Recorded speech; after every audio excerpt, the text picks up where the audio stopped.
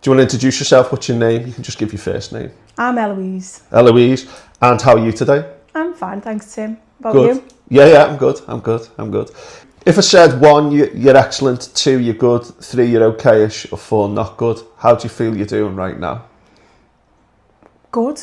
Yeah? Okay. Would you like to elaborate? I suppose it depends on what you mean. Why do you feel good today? How would you explain the reasons for you feeling good today? Actually, you know what? I feel good today because I feel blessed. I do. Yeah, I've got a job. I've got great kids. I've got a great family. I've got good friends. So I'm good. Excellent. How do you feel about local government, politics, council affairs, local affairs? Have you got any opinions on that? Do you know what? There are so many agendas. I understand people's frustrations. I really do, depends on what that agenda is. I understand the pressure that local governments are under as well, and the people. And I just feel like there seems to be a bit of push and pull. Each side feels aggrieved because there's no understanding and no true communication. There's a lot of anger. I think with local governments, they're overstretched. They're trying their best. There's multiple departments all trying to meet different demands. And then the people who are living and breathing, the issues of everyday life, are angry because they need to see change quicker. There's just so many flaws. I think it really comes from central government, to be honest with you, rather than local government. Right. That's interesting. How do you feel about national government and politics? Well, it's all a bit of a mess, isn't it? So at the moment, just for people listening, Andy Burnham's about to take over as Labour leader and become the new Prime Minister in the next week or so. So that's just roughly where we are. But how do you feel about it? What are your impressions of it? Do you know what? I don't know. Now, I think that social media is rife with people's opinions, and you can vilify someone, but you can also lift someone up all in the same breath. And I genuinely don't know anymore. There was a time when people would just be appointed, Prime Minister, and it was with society's backing, and you kind of knew what you were getting, or you felt like you knew you were getting. Whatever they promised seemed to happen for the best part. But now everything just seems so underhand and duplicitous. There seems to be an awful lot of things that aren't supporting the people and seems to be supporting the rich, basically, the more affluent, the people in power. And so it's really, really hard when you feel like you live in a society now where they're going to do what they want to do anyway, regardless of what we want or what we need. And so, I just don't know how I feel about it. So I have to kind of just ride the storm with everybody else and just see what happens. And whatever happens, we've all got to weather it together, haven't we? Yeah. That's literally my opinion on it, because now I'm just like, someone please tell me what the hell's going on, because I don't know. And you think social media's just muddied the waters that much? Yeah, I do think it does. With everything though, isn't it? It's not just that. It's literally life in general, everything. People have got so many opinions, and people seem to have a lot of information and evidence for those opinions, but then the opposing opinions seem to have a lot of evidence and information. Do you know what I mean? So you're kind of sitting there going, what the hell is actually happening? What do you think?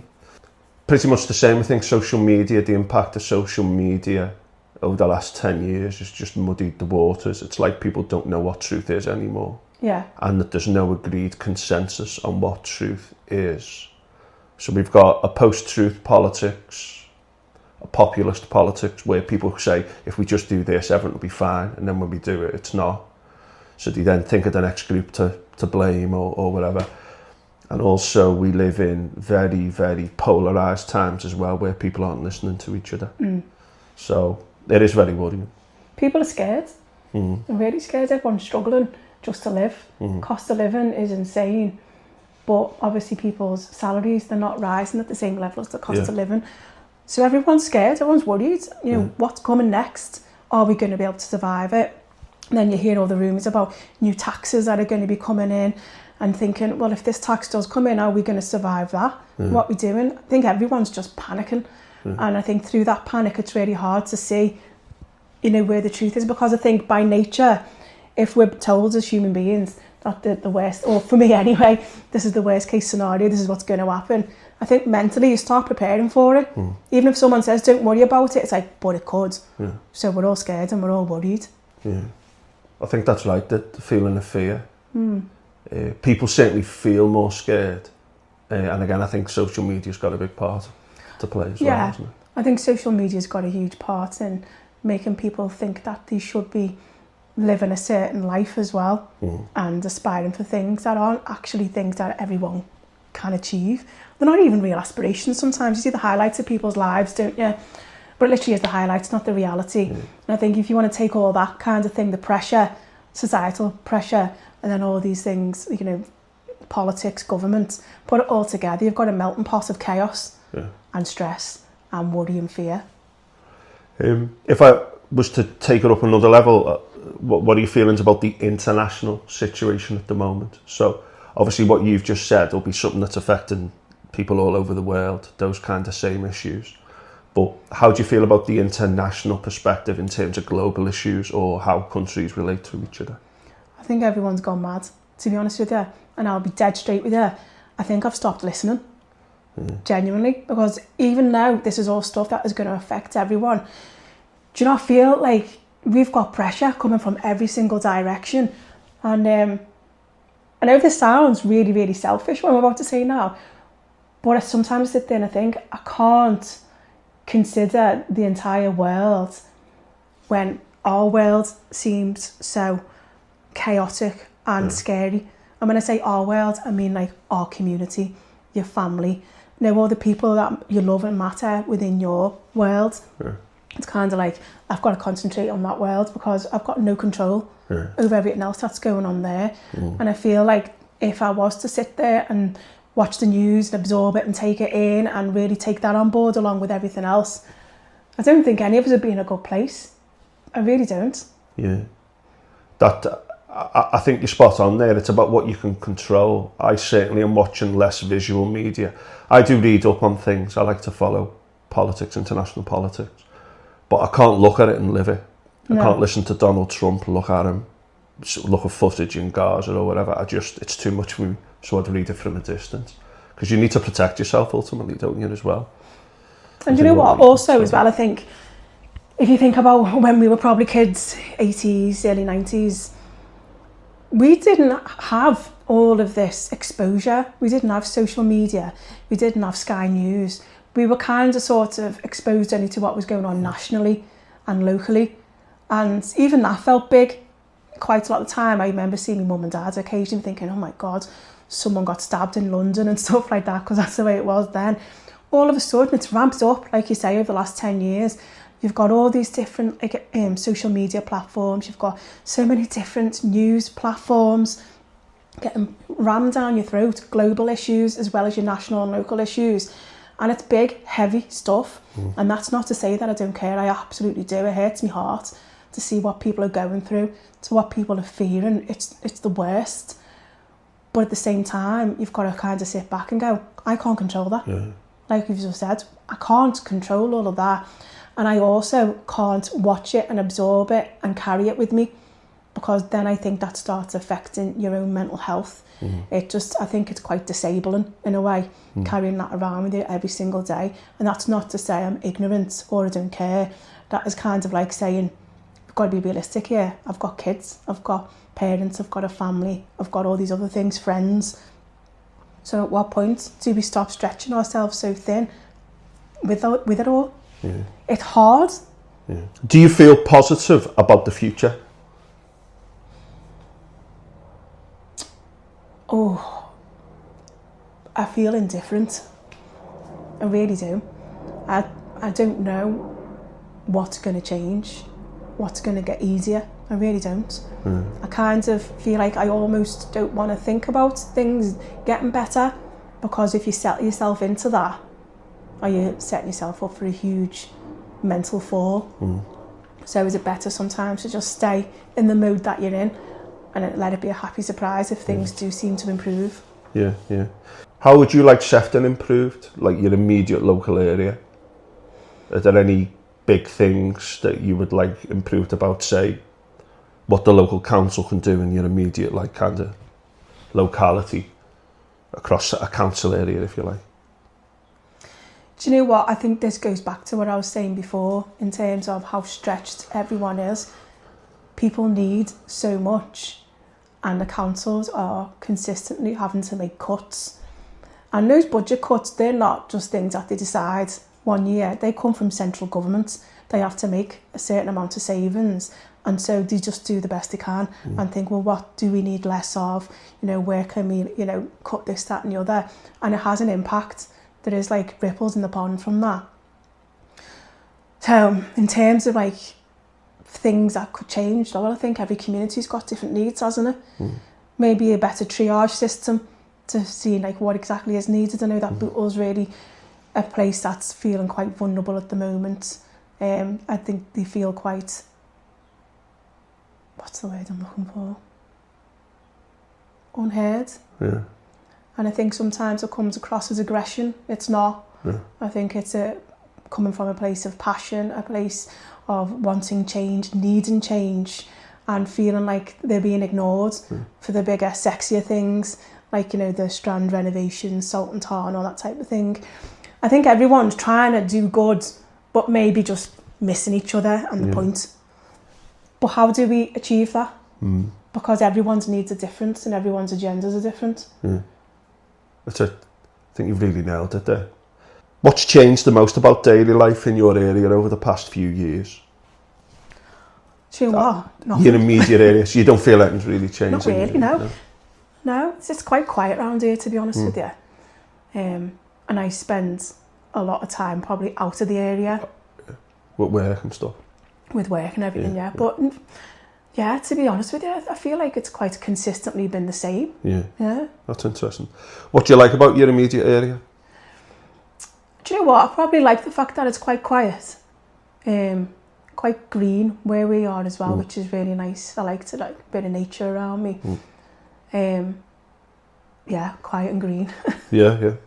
Now, I know Sefton hasn't really got any, like, hasn't got a city, and it's got like a couple of towns or whatever, but how would you describe the culture or vibe in this area in 3 words? Do you know what? I think it's a bit of a cultural desert. I don't think you can sort of look at South Sefton and think there's any specific culture.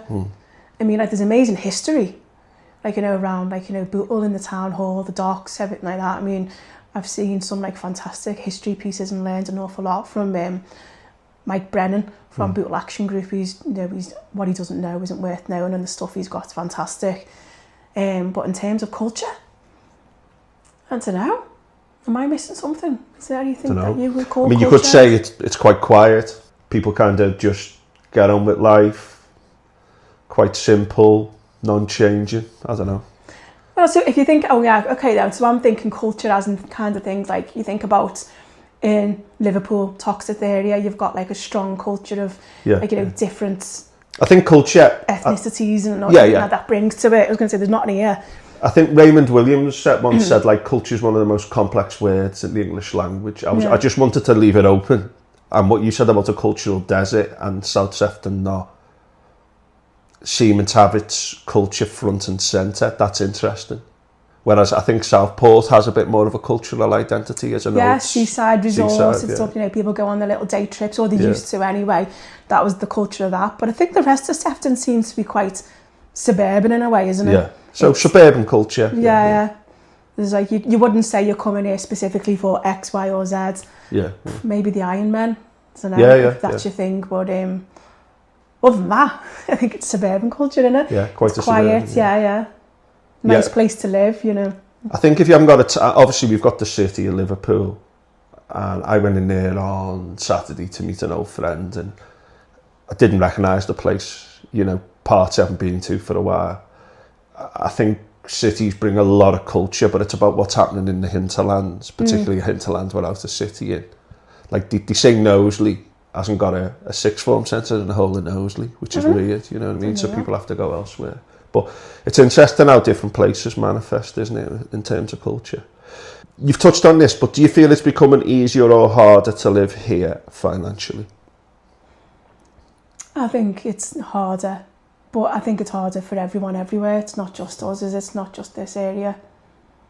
So like the cost of living and cost of housing. Yeah. And it's disproportionate, isn't it? You know, people's salaries, cost of living and everything else that's coming with it. Like, it's just insane at the moment. Yeah. What's one thing that really improves or harms people's health and well-being around here, do you think? Is there anything that you feel is really good for people locally in terms of services, availability, the environment, or anything that hinders in any way? Do you know what? I think we've got some really good green spaces, which is great for people's well-being. And do you know what? There's some amazing CICs and charities that are knocking about. But I don't think there is at the forefront as they should be. I mean, a lot of people, I think, seem to think that a charity or a CIC means like you have to go there if you're really struggling. But you don't. They're just there. You know, people are there trying to meet people's needs, whether it's social, you know, economical, recreational, educational, whatever it is. It's just opportunities for people to come together. And I think they're not as prevalent as they could be, but they're everywhere. I think you see more of it in like further into South Sefton, not so much around here, but I think we need to start championing that a little bit more, raise awareness and people get involved. Because I think being involved in that type of activity or even volunteering, you know, really does bring an awful lot of intrinsic rewards. Which is like, you know. I think that touches on the communication issue about people being aware of what's out there, particularly in like news deserts where there's no real quality local news anymore. We touched on social media there earlier. If you could change one thing about this area to improve quality of life, your immediate kind of neighbourhood, is there anything that you would name? You might say no. I would love to see people go back to a more old school sense of community vibe. Do you know, where back in the day it didn't matter if you were struggling, you weren't keeping up with the Joneses. It was kind of like, bloody hell, life's hard, and people would agree. You'd share things, whether it was an emotional burden or whether it was like food or whatever. There was no shame in struggling, whereas I feel like, and then if you go back to social media again, there is. And I feel like that sense of community has gone with it. Wow. I think we saw it for briefly during the pandemic and it was amazing. It was like, you know, right, and I'll be fair, our street has got a group chat and people are, you know, have carried that on. It's dropped off quite a bit, but down our road, I'd say that people are continuing that sense of community and caring for each other. But I did see a huge drop off for a while. And that was so nice because I remember when I was a kid, I lived in Bootle. I just remember everyone being in it together. Like the next door neighbour would knock round and say, you haven't got any bread, have you? Like, you know, we've got no bread. You need to make the kids some toast for breakfast. And my mum would say, oh yeah. And then it'd be potatoes one day or it could be something else the other day. But no one was bothered. No one felt ashamed because everyone was in, you know, the same boat. And it's like now we're all in the same boat, but everyone's putting up this big facade that we're not. Like, and again, I'll go back to social media. We're just like literally saturating everyone with how great their lives are when it's not real. So everyone feels like there's a barrier to almost being able to say, I'm struggling. I need a piece of bread for my kids. Anything. It's just, and to me, there's no shame in that. And I think when you allow people to help you or you're able to help people, you strengthen bonds. And I think, and then you come together. It's powerful. But I feel like that's been lost probably over the last 20 years, something like that. That's fascinating. What do you like to do in your spare time? There's 2 questions left. That's one of them. Sit in a dark room and not speak to anyone. I've been learning how to play the guitar, so I enjoy that. Yeah, I'm not going to get it out and give you the tune. So I enjoy doing that. Cool. Going to the gym, you know, doing a bit of training and just sort of decompressing, to be honest with you. I think that's really underrated, just doing nothing, just sitting in your house and doing nothing. When you're so busy, just doing that is fantastic. I know what you mean. I like that feeling of like, right, I'm sitting down and I've got nothing to do. Don't talk to me, don't ask me for anything, that's it, no, go away. Cool. What would you say to 10-year-old Eloise, if you could go back in the time machine, you met yourself, what would you say to her? 10-year-old Eloise. I'd say, don't worry so much about what people think about you. Don't worry about pleasing everyone else. And if you feel like you want to do something, give it a go. There's no shame in doing something and realising it's not for you, or doing something and failing. From that comes growth. And sometimes it's good to know what you don't want, to be able to know what you do want. Just try it all. Don't be afraid. Don't feel like you've got to fit in with the norm. Yeah. Eloise, thank you very much. You're welcome. Cheers.